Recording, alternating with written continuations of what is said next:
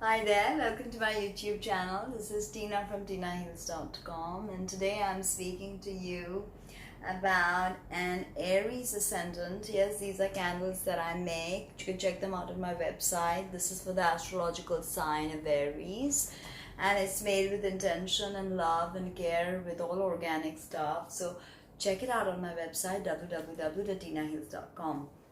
So if you have an Aries Ascendant, a Capricorn Moon, and a Cancer Sun, then this is your video.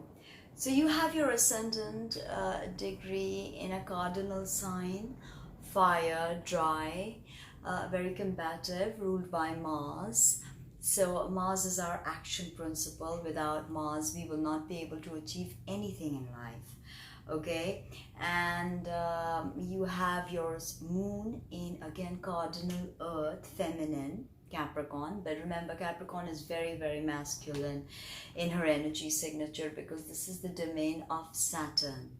Okay, and cardinal feminine, it's a sign of endurance, it's a sign of winter. So your moon is slightly is bothered about self-preservation, is tenacious. Now you have your sun in Cancer. Now Cancer is not a good position for the sun because sun does very well in Capricorn, and Cancer is the polarity, so not a great place for the moon, for the sun. But it gives you psychic awareness, empathy, emotions, like what your Capricorn and Aries could not give you. So there's a good balance between fire, earth, and water.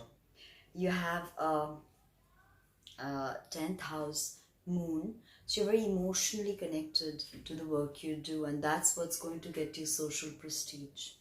And you have a 4th house sun in Cancer, which means you're very, very, family is very important to you. Your mother is very important to you. And if any wounding has occurred because of your, difficulties in your father is very important to you. Sorry, the sun is your father. Even your mother, Cancer is mother and breast and nourishment. So mother, father, childhood. Cancer deals with childhood and the past. So all of this, it's very important to you. You need to feel like you belong somewhere. You need to go back home. Okay, and let us explore more with the ascendant and then the moon and the sun, and we get a rounded story with that. So the ascendant is the degree of the zodiac rising on the eastern side of the horizon at the moment of your birth, and the sign on which it falls is your rising sign. So you have Aries, Mars ruled Aries. So when you walk into a room with your purposeful, edgy look in your eyes, airy stride, people can notice that you are a fire starter, you are a trailblazer, you are the boss. You don't want to hear what others have to say. You're the dominant in a relationship. You like the chase and you love to pursue and the hunt, so to speak, right? Also dominant in bed in most cases, or definitely a switch. You got a Cancer sun, so definitely a switch. Okay, you like both sides. Now the ascendant is like a sum total of your whole personality. It is how you look, it's your physical body, it's how the world perceives you, it's all of that. Okay, now having an Aries ascendant, it means that Aries rules the head, by the way, so this is a very important part of who you are, your identity. And you love to do it up, so highlights, makeup, nice. You're not very feminine in the way you do makeup, but you're more radical and more experimental, not like Aquarius, but you're very you're a trailblazer, you're a pioneer. So you like to go to places, do things that nobody else would do because you have the courage. Definitely the go-getter, so make no mistake about that. So being the pioneer, the initiator, you're also the infant of the zodiac, because here when the soul enters Aries, it experiences a mini Big Bang and everything is born anew. Think of what happens when the sun enters Aries. We have spring in the northern hemisphere, a promise of renewal, vibrancy, youth, newness, very new energy, Aries, youthful energy. Okay. And being the infant of the zodiac, there's a streak of selfishness to you, because an infant must be selfish, because he or she understands self-preservation. So the key to this selfishness is enlightened selfishness, as eminent astrologer Stephen Forrest puts it. That the goal of Aries should be enlightened selfishness. You can't do away with this energy. You know, you need this to express yourself. So the thing is that when your soul is born in Aries, is definitely about your soul wanting a new directionality. Okay, a new place to be, a new place to go. But the agitating files of Aries is volatile, it's turbulent. It's ruled by Mars, after all. Strive for conflict. But remember that the soul ruler of Aries is Mercury. So this makes Aries about higher wisdom. Yes, in the 3D world, it's about strive, going ahead, competition, and all of that. But on a soul level, Aries is about higher wisdom and higher knowledge. Okay, now with the placement of Mars, you will get to know if you have volatile, angry fits or not. With this placement, you're bound to be angry, volatile, very temperamental. You have too much energy and tremendous restlessness. If you don't burn that energy, the energy will burn you, right? And I mean, after all, you must understand that Virgo is your 6th house cusp, okay? So this means, of course, it's dependent on your degree, but roughly it's your 6th house. So this means, and Virgo rules the digestive system and the nervous system.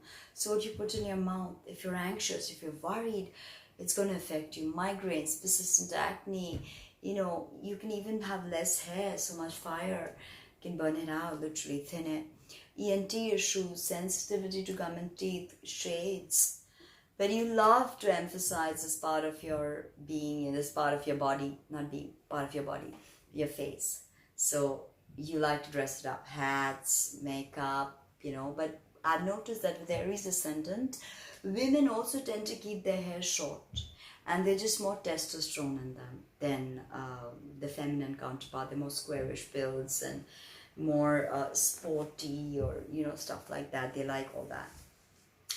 Now, remember, when Mars is having difficult aspects to your personal planets or to your Mars, to the other malefics, remember Mars is a lesser malefic who rules your ascendant, and Saturn is the greater malefic who rules your moon. So this is a difficult placement, okay, if anything. Now, be careful of guns during Mars transits. Be careful of heavy machinery, be careful of fires, driving under the influence, and all of that, okay? Now, with your moon in Capricorn, what I want to emphasize is that the moon in Capricorn is essentially about endurance. You're very you know, you're very determined, disciplined, something Aries is not good with. They start very many things, but then they do not conclude anything. So then it becomes like really thankless, because you need to complete to move on, right? Now with the Capricorn moon, you are definitely very individual. You like structure, you like tradition, but don't become bigoted, okay? You have to see the placement of Saturn and very many things in 4th house, and all of you have 4th house sun. So it's very important, because the moon rules the 4th house, Cancer, rules breasts and stomach. It's all about nourishment. Now also with moon and Capricorn, you must understand that as you learn self-mastery, the final lesson is about letting go. So don't become a hoarder. No 4 of Pentacles stuff happening here, right? Now you're very much the feet on the ground, eye on the prize sign. With your moon in Capricorn, you like security, stability. You don't like to be told what to do. So being in a job with your Aries Ascendant and your Capricorn moon may not be a good idea, but you have a Cancer sun, so the sun is how you want the world to perceive you. So you're more compassionate and more emotional with the world. But remember, Capricorn moon is not emotional. So your mother may have not been emotional, may have been a very strict disciplinarian like your childhood. Okay, so you're definitely about being resourceful, disciplined, tenacious, prudent, and all of that. Okay, very ambitious also. But you must understand, as Capricorn is cold and dry, and its angel, Archangel Azrael, holds the keys of day and night, which is death and life. So there's a tremendous linkage of Capricorn to death and life, because ultimately it's about being born again after your initiation. In Veda, it's called Dvija. Okay. Now, in Babylonian myths, Capricorn is linked to Ea. Ea is the antelope of the ocean who gave humanity wisdom. But Ea is like Saturn, undisturbed by emotionality. So there's a tremendous lack of emotions here, or expression of emotions. So that balance needs to be kept. But you've got this good fire, earth, and water happening. It's beautiful. Now let us explore the Cancer Sun. So with your Sun, the Sun is the father. It's your goals, your ambitions, but not in the Martian sense. It's more your soul's goal, more soul's purpose, your inner vitality, your inner key. It's about conscious awareness, okay? All soul related. The Sun is also related. It also speaks of how you shine in the world. You have a fourth house Sun, so something to do with, service, because Cancer is very empathic. It's the first sign of emotion, ruled by the Moon. So here you can have difficulty with your menstrual cycle. Capricorn Moon people often have a difficulty with their menstrual cycle, or even, and you have your Sun there. So I mean, depending on very many other things, of course, your menstrual cycle can be, it can be problematic. So the Sun is also about how a healthy sense of I am, right? And Cancer is cardinal again. So you've got tremendous cardinal energy happening. So change and shift. Cancer is about connecting, emotions, ESP, family, mothering, nourishment. So your father was probably very nourishing, more caring, or more emotional than your mother. He was probably, sometimes he played the role of your mother. Okay, but see, having Sun, it's a difficult placement for the Sun, as I said before. Unless you want, and you can get very possessive. You can get, and a lot of serial killers have Sun and Cancer. That's because they become very possessive, very manipulative. If you let that go, Sun in Cancer is about a healthy sense of family and where you belong. What careers can you choose? Something where you understand that your community is your family. So like social service is amazing for you.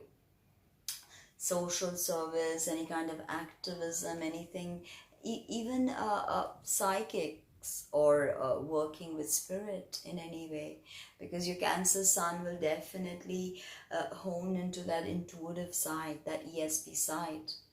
So I hope you like that as much as I make it for you. Subscribe, comment, and share the video. And as I said, go to my website and check out my range of beautiful zodiacal candles. Thank you. Bye.